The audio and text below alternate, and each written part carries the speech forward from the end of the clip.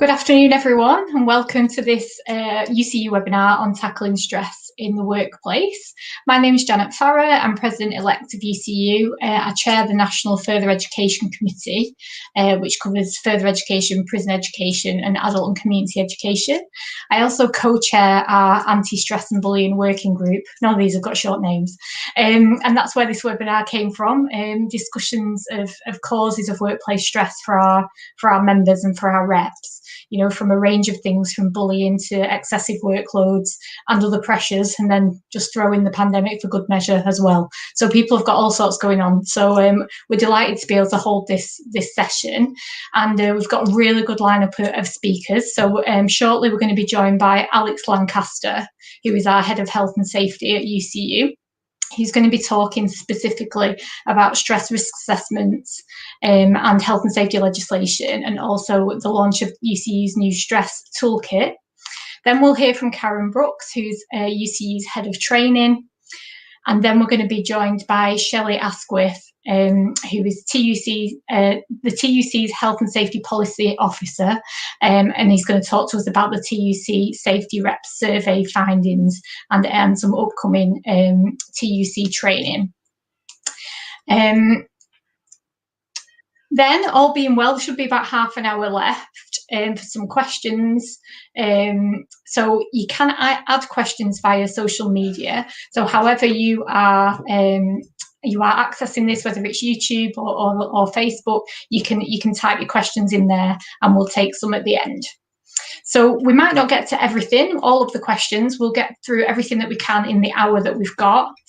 This is designed to be an introduction to show you the stress toolkit and start this conversation. But we will be doing some more detailed work in the future.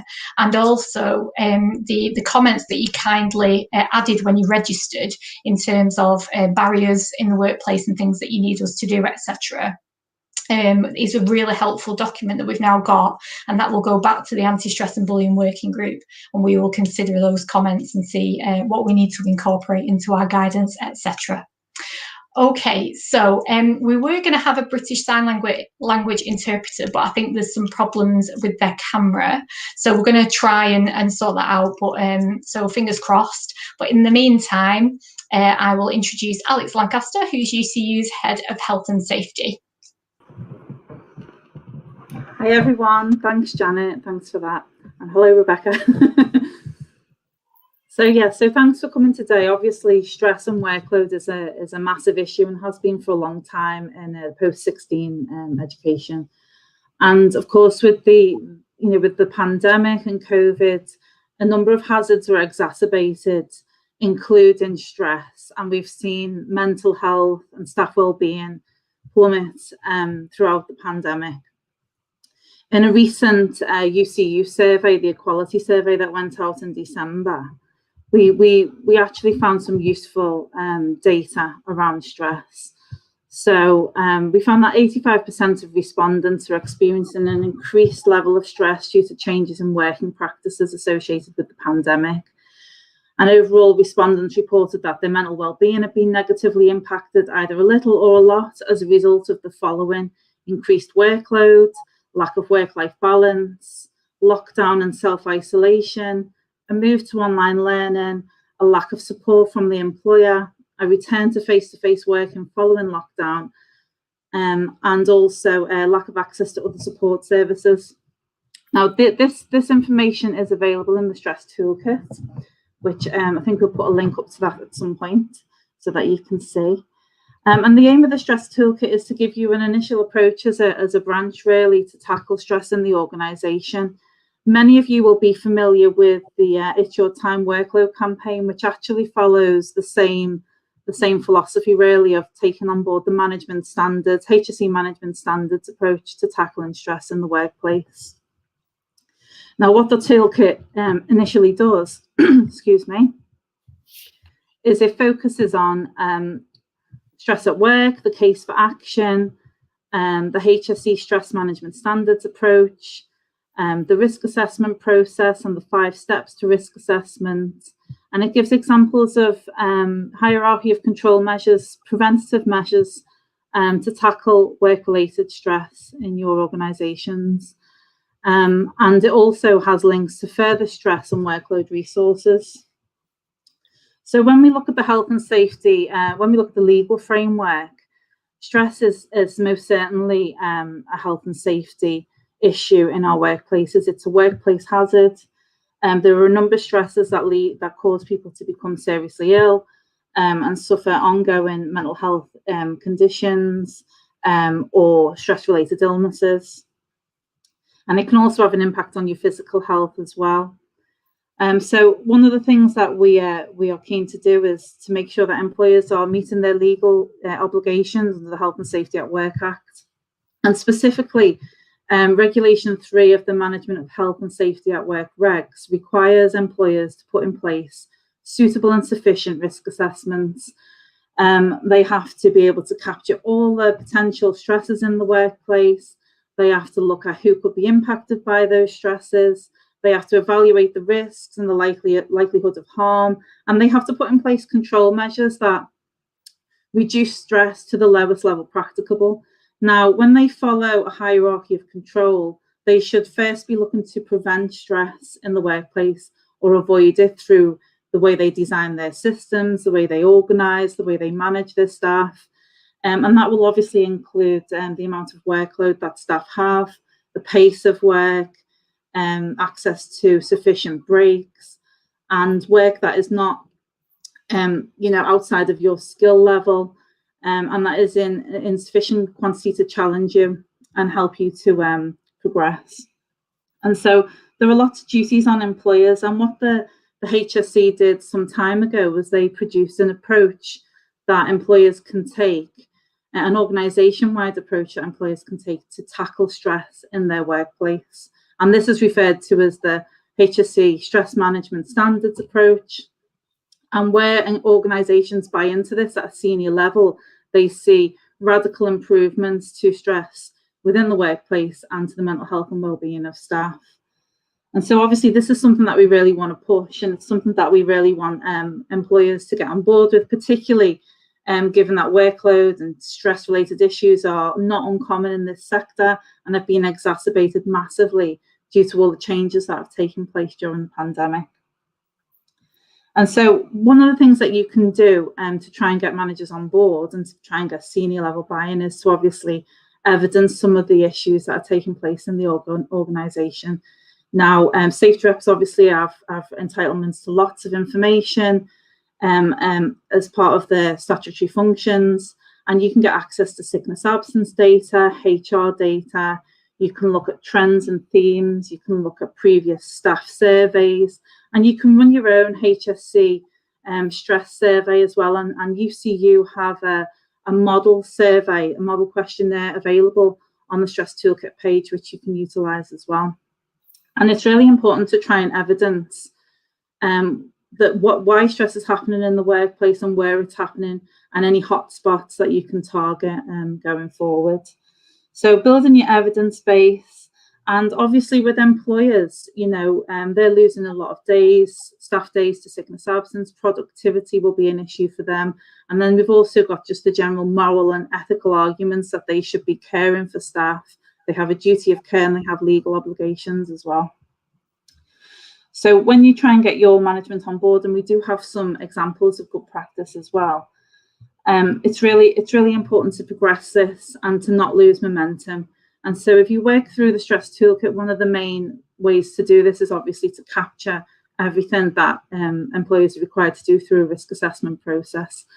And obviously that also requires regular monitoring and review, and we can get hopefully organisations behind that. So I think I'll leave it there for now, because it's just a general introduction to the Stress Toolkit. And as Janet said, we will be running more sessions on this as well, so that reps can get a good grasp of how to implement these sort of toolkits in their institutions. Thank you very much, Alex. That was great. Really good introduction to the session. So next I'll bring in Karen Brooks, who is UCU's Head of Training, to talk about how this links in with UCU's training programme. So over to Karen. Hi. thanks for inviting me today. It's really helpful, and what I'm going to do is try and kind of show you some of the bits that we're doing in terms of training to link in with stress. I mean, this comes up on virtually every single course in terms of training that we run, but I've tried to pick a few that kind of really highlight where we're going with this.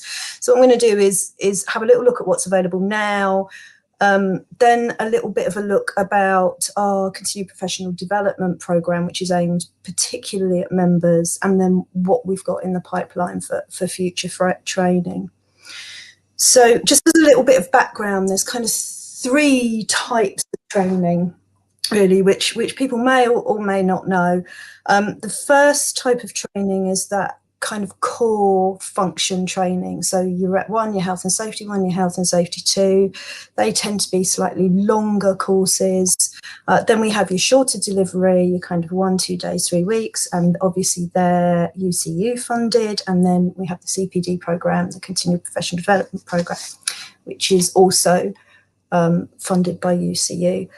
So since lockdown, it seems such a long time away now, since lockdown number 1, the vast majority of our courses are now online. And we've also managed to get a couple of new courses online, but there's always kind of ongoing work to get courses online. So following on from really what Alex is saying, I guess you would start with health and safety 1, health and safety 2. Those are the kind of core courses. And obviously they deal with stress as a hazard, they deal with legislation, they deal with the roles and functions, and looking at how people progress stress as an issue within the workplace. They also look at risk assessment and campaigns, how we can campaign for a better and more equal workplace. We've then got a course that originally started as a kind of COVID risk assessment course, but is morphing into something quite different as time goes on. So it does deal with mostly COVID, but obviously, you know, COVID has been a source of total stress for most people, you know, whether you're already back in work, whether you're due to go back to work, people in prisons who have been, you know, our colleagues in prisons who've been working all the way through the pandemic. So this course was about how we return to work in a safe way and how we deal with stresses that people have around that. The next course we have, I don't know whether that was my phone or somebody else's. The next course we have is mental health as a trade union issue. Now, this is a really important one for us. So this will look at the barriers people face around talking about mental health in the workplace. It looks at discrimination. It looks at the stress that those barriers and discrimination cause. It looks at the role of the branch, how we can ensure we negotiate good policies and procedures, how we challenge the employer, and how we organise around stress. And it also looks at, which I think is really important for most reps, is around boundaries. It looks at where those individual boundaries are, and it also looks at obviously collective action and what the branch can do. The other one that feeds into the kind of gamut of courses is around challenging sexual harassment in the workplace, and this is a huge impact on stress for many people in the workplace. And again, it looks at barriers to reporting. It looks at what actually is harassment and how stressful that everyday kind of harassment is, those small micro harassments that build up over time. It looks at how we organise and how we mobilise to challenge environments of sexual harassment. So moving on to the kind of professional development programme now, my colleague Rob has worked really hard through the pandemic to produce stuff for members that aligns with the REP programme. So, you know, so we've got two-pronged approach, if you like. We've got a members approach and an approach from reps. So since early July, we've been offering a course under the CPD programme called Looking After Yourself in a Pandemic.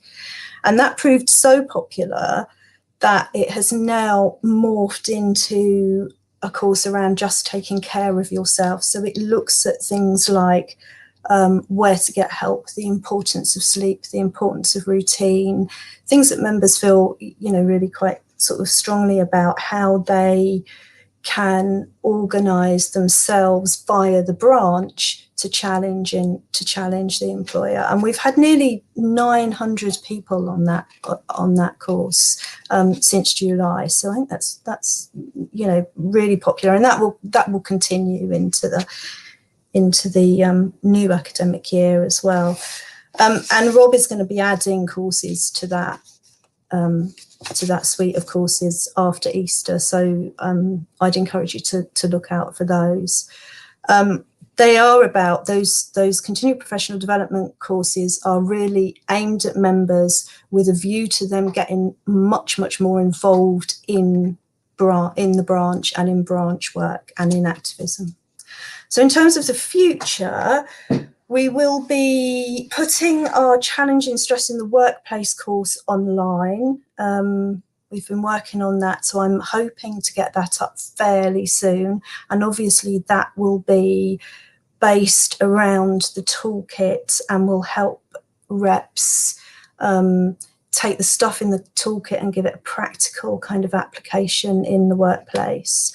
We're also going to be looking at courses around challenging casualisation, another huge course of stress, insecure contracts, and around reasonable adjustments as well.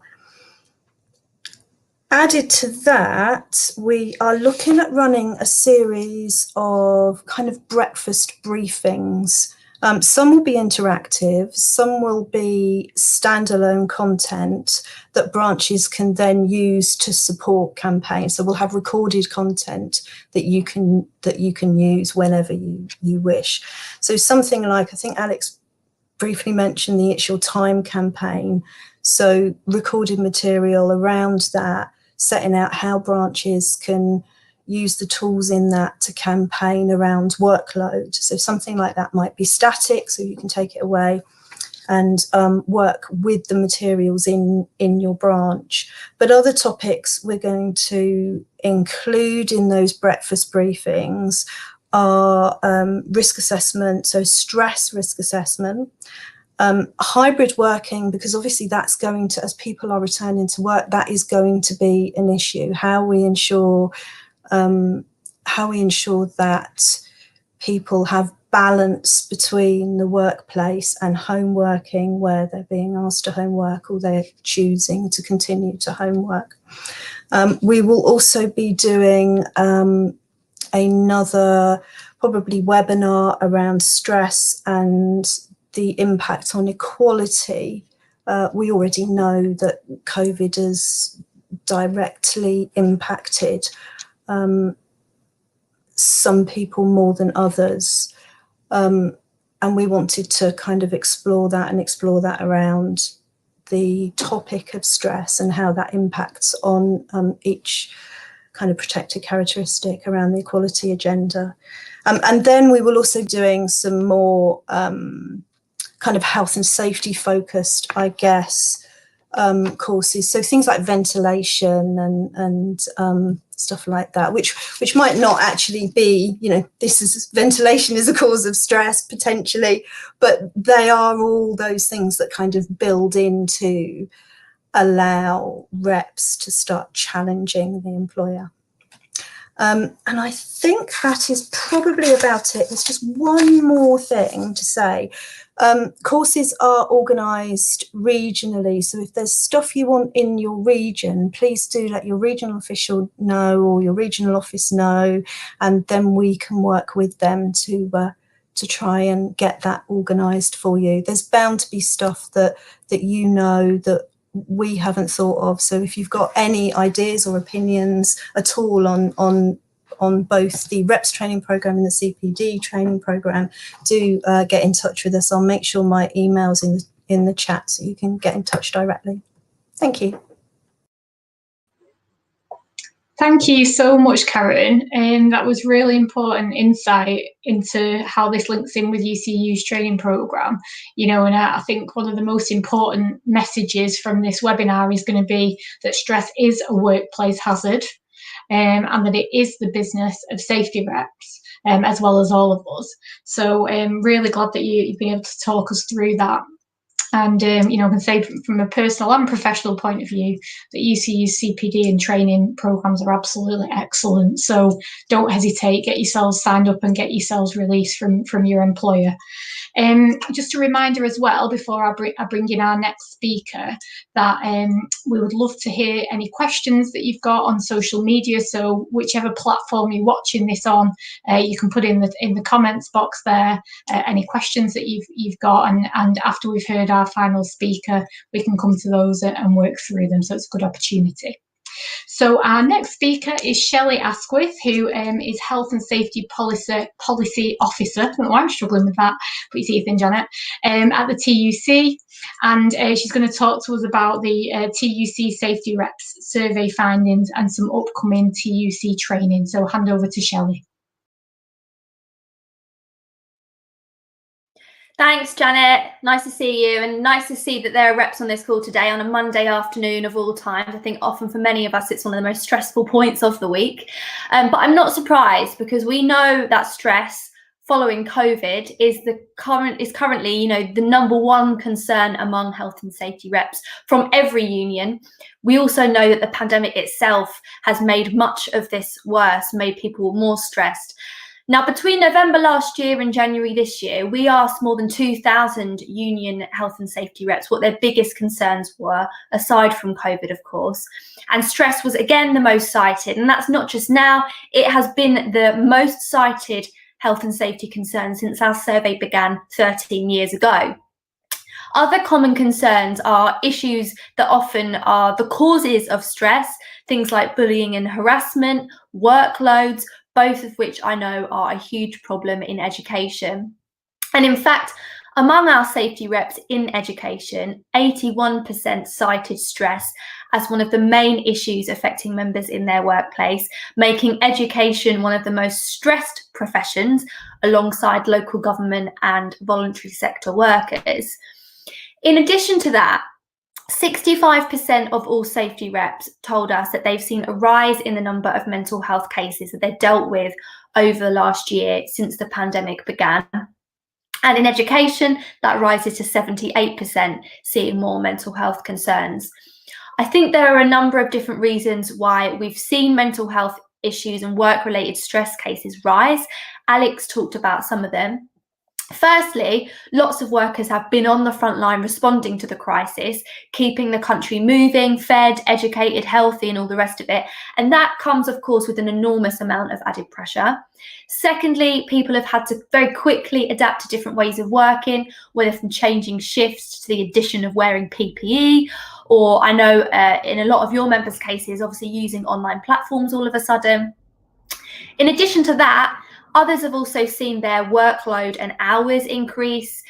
Even people who are working from home have seen their working day extended by 2 hours on average. People working in isolation as well are suffering from loneliness and anxiety. And lots of are experiencing health anxiety. They're worried about getting COVID. They're worried about their loved ones getting COVID. And finally, huge numbers of people are experiencing bereavement. More than 1 in 10 of our safety reps told us that someone in their workplace has died from the virus. That's not even including friends and family members. So all of this points to a need for unions and employers to take seriously the support that is needed for workers. Something that the TUC is very clear on is that too often talk about mental health and stress at work is geared towards what individuals should be doing to deal with their own stress or to build resilience to it. Does it sound familiar? Instead of what it should be about, which is bringing people together to change work so that it stops being a cause of stress and starts being a space where people can access the support that they need. And that's why what Alex was saying about using the risk management process to address stress is so important. And that's the role of union safety reps, you know, to ensure those with mental health issues are given the support and any reasonable adjustments that they need, to push back on the things that we know cause work-related stress, like unmanageable workloads, like insecurity, like low pay and bullying bosses. And we should be ensuring there are measures being taken to tackle things like isolation and negotiating for better sick pay, sickness absence, bereavement leave, and all those things that support our colleagues. I really have to emphasise how useful the Health and Safety Executive Stress Management Standards are as a tool in assessing and managing work-related stress, which Alex was talking about. I know of one university which implemented the standards a few years ago and saw a fall by more than 20% in the days taken as absence because of stress. And also to emphasise that it mustn't be seen as this kind of bureaucratic process that's brought forward by a rep for the management to just agree to and implement. But actually, these standards should be seen as an organising tool. Make sure the whole membership is aware and involved in that process. And if management don't agree to the demands set out in it, don't be afraid to consider taking action over it. If they're not meeting to that, they're not meeting those standards. There's a branch of the NASUWT union in Gateshead who are currently on 15 days of strike action, stemming from management's refusal to implement measures from the stress management standards.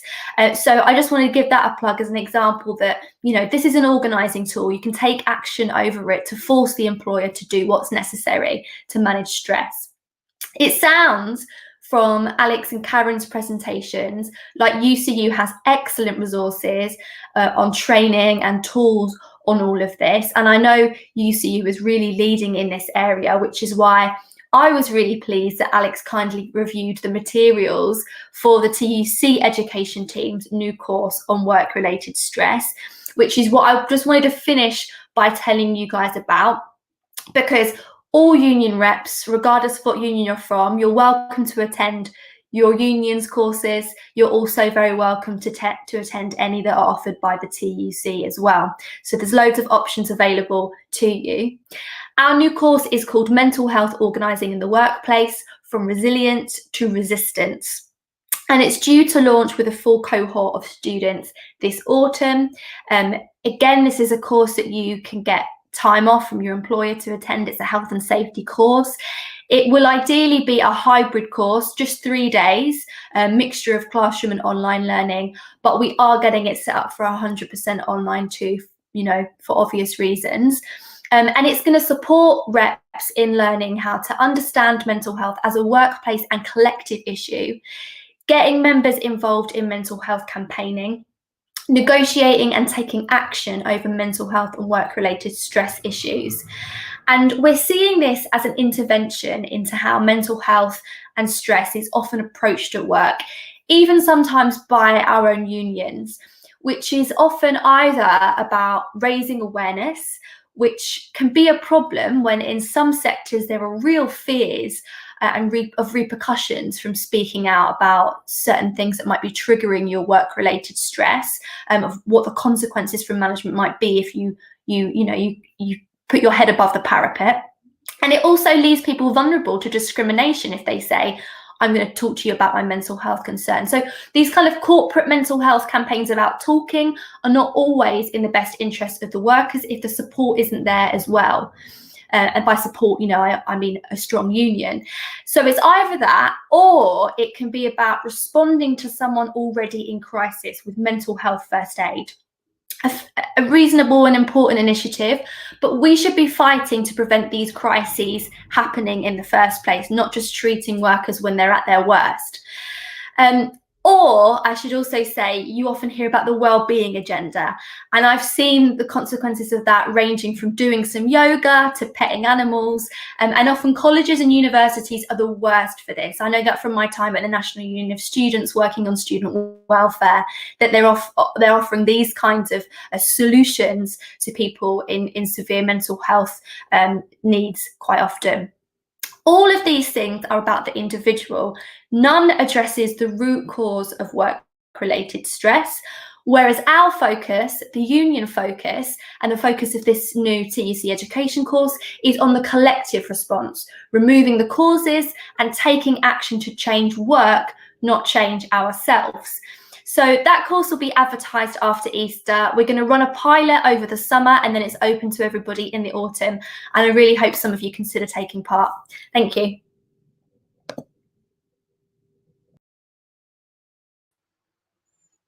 Thank you so much, Shelley. That was really interesting and great to see that the TUC's training agenda fits in with what we're doing as well, and brilliant that we can work together on this. So I'm going to test the technology and see if David is able to bring everybody back in the panel, if you like. Yay! Brilliant. Okay, so we've had a couple of questions through. So hopefully David's going to be able to put the first one on the screen. We've had a question that was quite a long question, so we've just reduced it down to what are the best ways to get employers to acknowledge collective concerns? Could I ask just that if you're not speaking, just to keep yourself on mute, because we are getting a little bit of feedback there. So can I come to Alex first on that one, please? Yeah, so it's obviously really important to get employers to address the collective issues as a priority. And actually, that is what the law requires of them as well as part of the risk assessment process. So, you know, the principles of prevention apply when you are undertaking a stress risk assessment, and you have to look at preventative measures first. And as Shelley was saying, you know, quite often employers are putting in place secondary, tertiary measures that aren't really tackling the root cause of stress. And so what you have to do is to try and say to an employer that, no, this is not, you are not meeting your legal obligations here. These are not suitable and sufficient control measures to prevent stress from occurring in the workplace or to reduce it to low levels. I mean, quite often we see, you know, well-being weeks in workplaces, cheap access to gyms, you know, small things that are beneficial, no doubt, but they are not actually tackling the root cause of stress. And many staff say to us, well, I couldn't take part in a well-being week because my workload was too high. And there's no like realistic sort of approach from the employer. There's no acknowledgement that staff just don't have the time to engage in a lot of these well-being activities. And so unless they are tackling the root cause, then we're never going to solve the problem. And so that's where we need to kind of you know, make sure that we're evidencing all of these things. We can use our safety reps functions to conduct safety inspections around stress. We can conduct stress surveys, and we can really expose the drivers of stress to employers. And we can use the HSE management standards process to do that, because it's a really, really effective way. Thank you, Alex. Shelley, do you want to add anything to that one?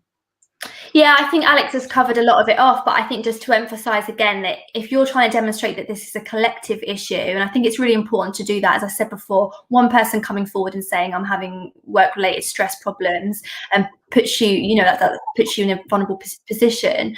But using things like surveys, the union branch can demonstrate how widespread it is. You can use things like what I've been talking about, the safety rep survey, which gives you a national picture. But I think it's really powerful to show in a particular workplace just how widespread this is.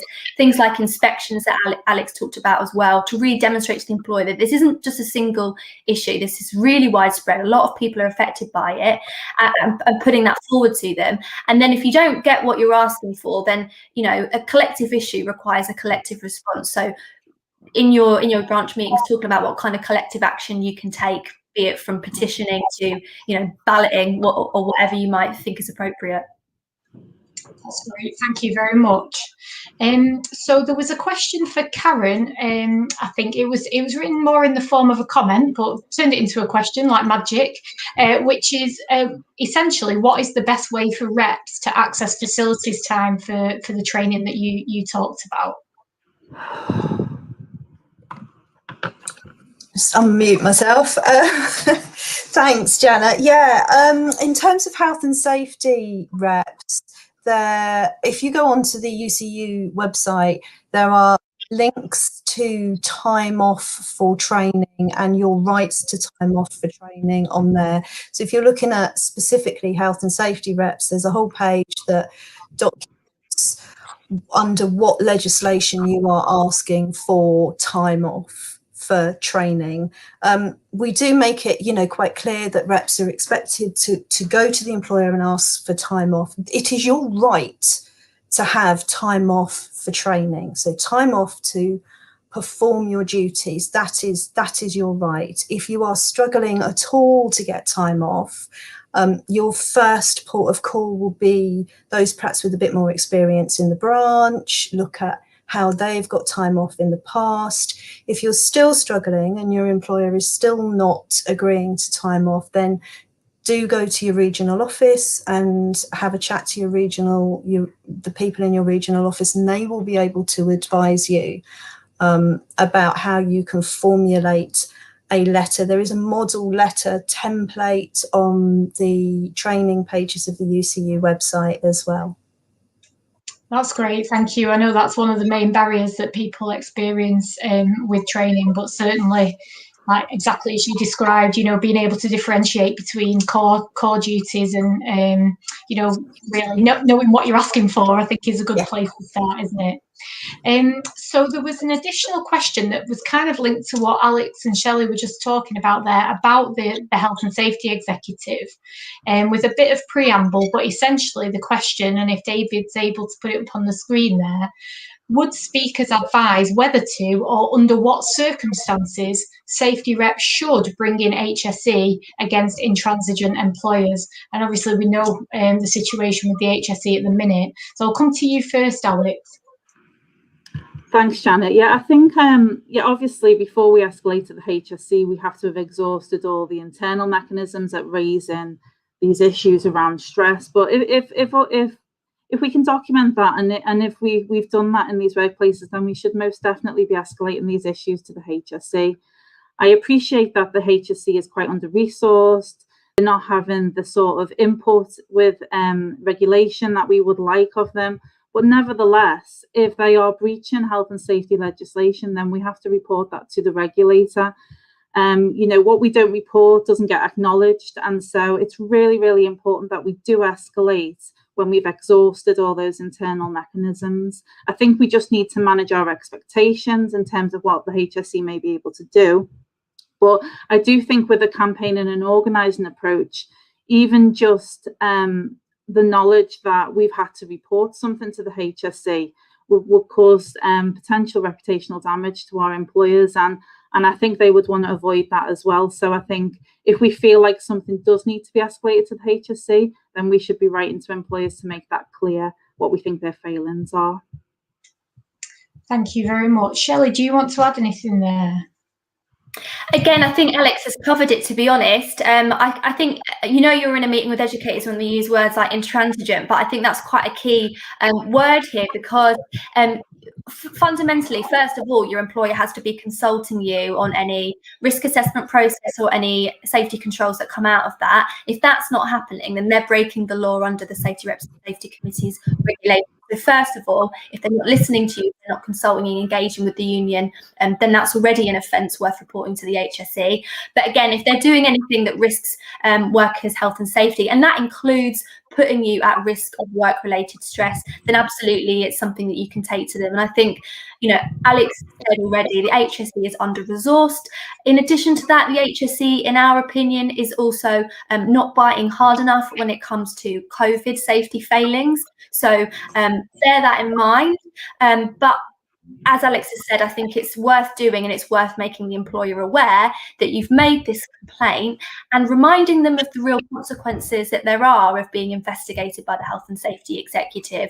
Their enforcement notices might be few and far between, but ultimately they can serve a notice, including a prohibition notice to close the workplace. They can pursue an employer for prosecution as well, depending on the severity of the safety breach. There have been educators who have taken their employer to court and won up to £250,000 over putting their mental health at risk. So You know, there are serious consequences that employers should be reminded of, and part of that process is speaking to the regulator and making a complaint.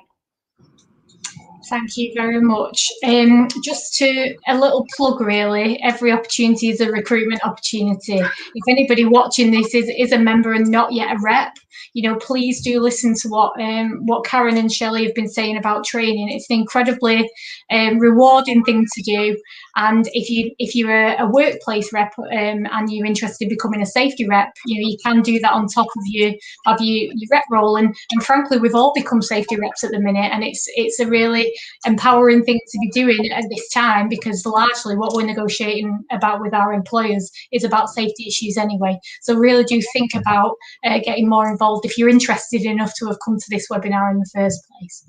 Okay, I can't see any more questions that have come through. There's quite a lot of comments that have come through, but nothing that's come through as a question as such. So I think just to kind of round this off and see if anything else comes through, I'll just go round the panel and see if you've got any kind of words of summary. I'll just put you on the spot there to see if there's anything that if you maybe want our reps one thing to do between now and, you know, the next time we're talking about stress at UCU. So I'll start with you, Karen. Is there any final message you'd like to put out there? Yeah, just get yourselves on a training course. You know, if you can access one of our training courses, absolutely get yourself on a training course. We do try and make them fun as well. We try.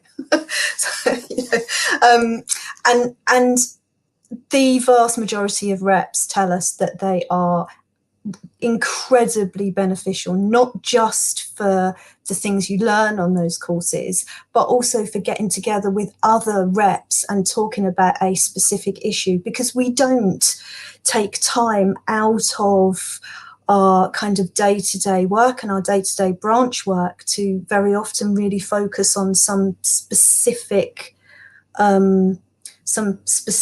stress related course, and all of our courses will allow you to do that. They'll allow you to take time out of your you know, duties, so your facility time as part of your duties, out of your working week, to attend the course and to really kind of focus in on that particular subject. So yeah, absolutely. We look forward to seeing you, and if anybody's got any ideas, suggestions, please just do get in touch.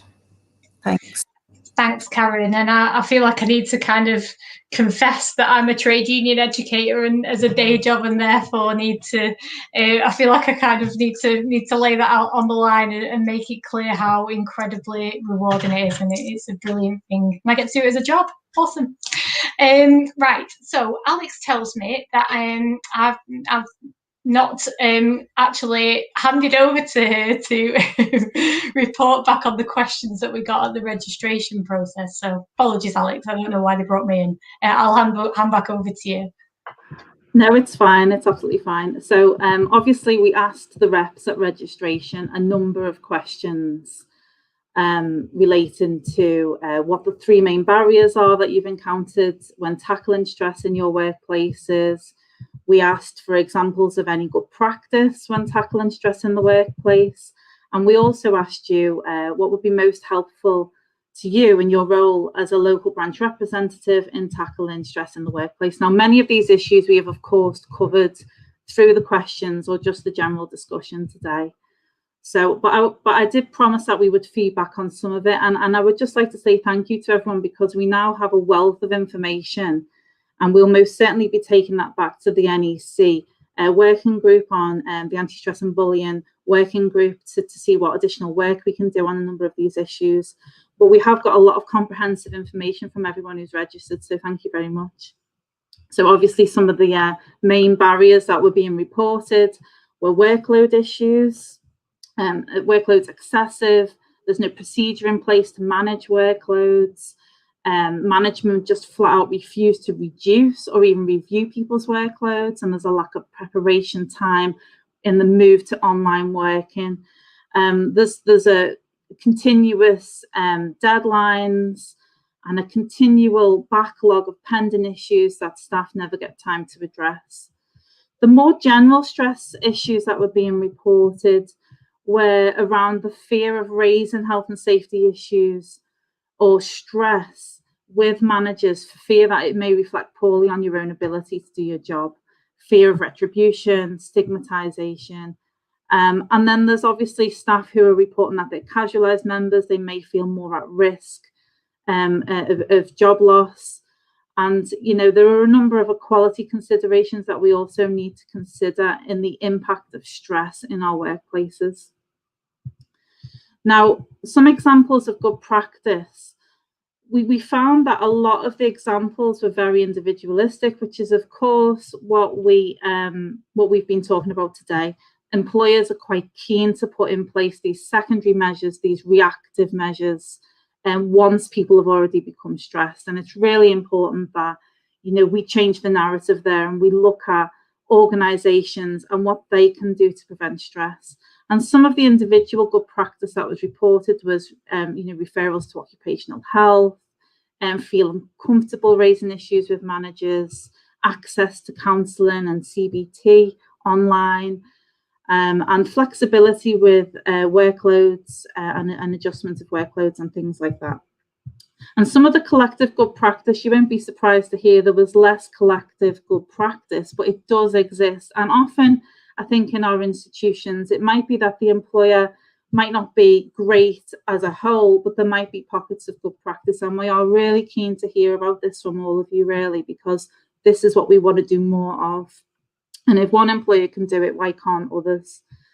So we have examples of employers using the HSC stress management approach, following the toolkit, running staff surveys, and identifying ways to reduce workloads, for example, with the introduction of additional study weeks to reduce teaching loads, which benefited both staff and students. Other institutions had run successful campaigns where initially management were hesitant in engaging in the stress management standards approach. They came on board and they've actually developed really effective risk assessments in their workplaces.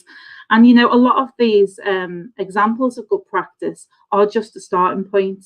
And, you know, I think the reps were very clear that this is the beginning of tackling a larger problem in our workplaces.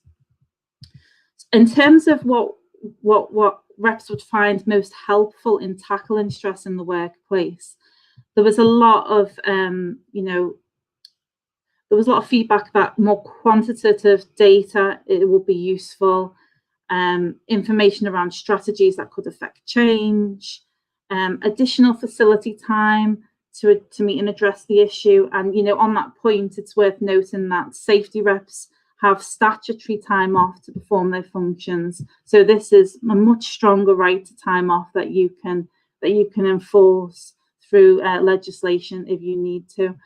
And there's also some requests for access to good survey tools, and I've already indicated that on the stress toolkit page we do have a model stress questionnaire available for you to use, which does follow the HSE management standards approach. And then other tools on workload with remote working. We do have bargaining guidance on putting in place workload claims, which was updated for the pandemic. And again, that is linked into the stress toolkit document for you to utilise. So, but lots of good feedback, and we will most certainly be taking on board a lot of the information and requests that you put forward around training, around information that we can share with you. And it will definitely inform these sort of events going forward. So thanks very much, everybody. That's brilliant, Alex. Thank you very much for that summary. And there are some useful comments that are coming in about certain things that have been done. Somebody was talking about breaks between meetings, getting the employer to agree to that kind of thing, which, you know, doesn't solve a stress problem, but certainly would help with it. I've just seen a final question before I draw this to a close. So apologies, David, you might not even have seen this. Andrea is asking, what about if you were a UCU rep but not health and safety? Look at that for service, straight on there. So Andrea is an anti-casualisation rep doing a PhD a bit on stress. You're a helpful person to know. How can I get involved without having to become a health and safety rep too? I've got my own thoughts about that, but if I can bring the panel back in to see whether or not Alex or Karen or Shelley have got any comments on that one. I don't want to put you on the spot too much. Yeah, I can come in with an initial response. Sure, go ahead. So yeah, I mean, if you're a UCU rep and not health and safety reps, of course, stress is everybody's concern, and you can work as a team. You know, we've encouraged the setting up of subcommittees, steering groups, working groups around stress, and you should most certainly be a part of those, especially if you have specialism in this area, because I think that's very valuable. And just to reassure some people who are afraid of becoming safety reps, you can take on as much work as you want. And one of the models that we adopted, I suppose, in UCU was under the It's Your Time campaign, was the idea of workload reps. And workload reps were health and safety reps, but we called them workload reps because they had that specific focus. That was their specialism, was tackling the stress caused by excessive workloads in our workplaces. And that has been very effective, because sometimes you just need to think of what your area of expertise is, and you can be appointed to safety rep and contribute on those issues. It doesn't have to be this broad, you know, someone who has to be an expert in all health and safety issues. If you ask anyone who works in health and safety, none of them will claim to be experts in everything, and that's just the truth. But what you can do is you can bring your expertise, and you can draw upon others who have expertise in other areas where you need to. Well, that was a great answer, Alex. Like, really put on the spot there, and that is absolutely spot on. Couldn't agree more. Give you a little clap.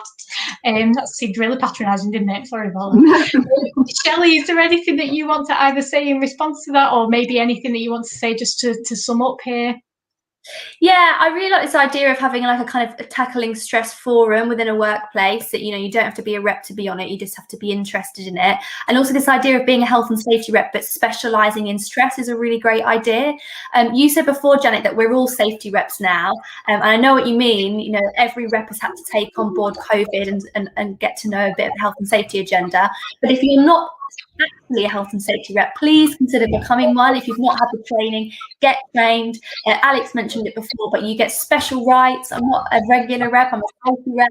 You get the right to specific information, you get the right to carry out inspections, sitting on relevant safety committees, the time off for training. You even get the right to certain bits of equipment like a computer and a telephone, which I appreciate might not be as relevant to your members because you've already got that kind of stuff. But I think one thing that I just want to finish on, which I think is really interesting, is that the vast majority of union health and safety reps are men. This is a meeting of just women. And I think stress as a health and safety issue often gets very gendered, and it's women reps who get kind of left to kind of campaign on the softer health and safety issues. So, you know, the mental health issues rather than the physical health issues. But actually, as I say, we're very underrepresented amongst the health and safety rep base. So particularly for those women members, please consider becoming a health and safety rep. Get trained up. As Karen said, there's loads of training resources available, and that would be the note that I'll leave you on. Thank you. That's a brilliant note to finish on, Shelley. I couldn't agree more. It's great to see more and more women coming through as safety reps. And I did notice that we were an all-female panel, but I didn't mention it. I should mention as well, just for people's information, that the Institute of Employment Rights have got a free seminar on tomorrow from 10 a.m. So it's short notice, but it's actually about health and safety law enforcement, which is obviously something that we've discussed today. So you can register on their website. So I just thought I'd mention that. So that's the IER, the Institute of Employment Rights. If you just go onto their events website.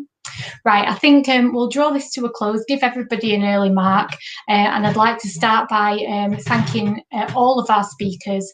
You've all contributed so brilliantly to this discussion on such an important topic. And actually, Shelley's just kindly popped that link there, so if David's able to put that on the screen. This is instantaneous, exciting technology in action. So that's for the IER event tomorrow. So thank you very much to all of the speakers. speakers. Thank you very much to Rebecca for her interpreting, and of course thank you to you for watching. And this will be available on the UCU YouTube channel, so do share it with your other reps and members, with anyone that you think will be interested. And have an excellent evening. Thank you, everyone.